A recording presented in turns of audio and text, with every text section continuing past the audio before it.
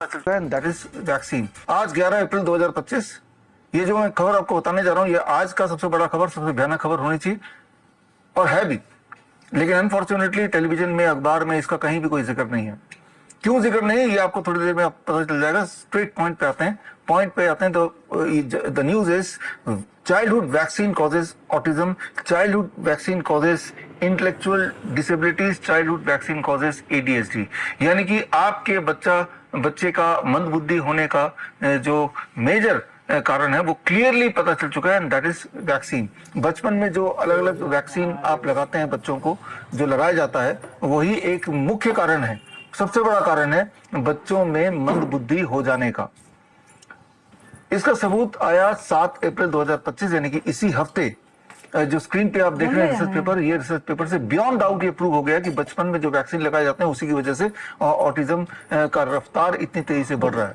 और ये आशंका जताई थी ट्रंप ने पिछले साल दिसंबर में, नए दोबारा प्रेसिडेंट इलेक्ट होने के बाद टाइम मैगजीन में जो इंटरव्यू दिया था उसमें उन्होंने ये आशंका जताई थी कि वैक्सीन से ही ऑटिज्म इतनी तेजी से बढ़ रहा है और आने वाले दिनों में कुछ ना कुछ वो करेंगे ताकि ये वैक्सीन का खेल खत्म हो।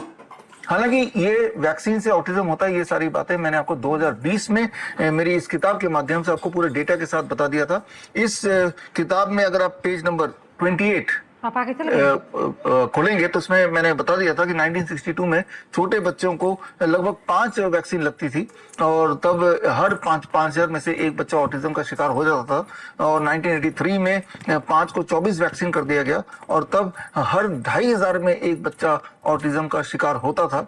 और उसके बाद 2017 आते आते हर बच्चे को लगभग 72 तरह के वैक्सीन लगते थे और तब हर 40 में से एक बच्चा ऑटिज्म का शिकार होता था। और आज का जो डेटा है वो ये कहता है कि हर 36 बच्चों में एक बच्चा ऑटिज्म का शिकार हो जाता है या इंटेलेक्चुअल डिसेबिलिटी हो जाती है।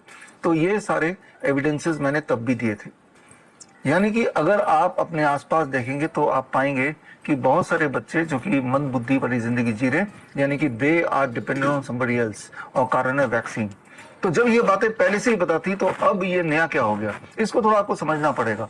तब जब पता थी पहले, जो एविडेंसेस मैंने 2020 में इस किताब के माध्यम से दिया था, COVID-19 virus on the vaccine, ये किताब आप स्क्रीन पे दी हुई लिंक पे जाके पढ़ सकते हैं।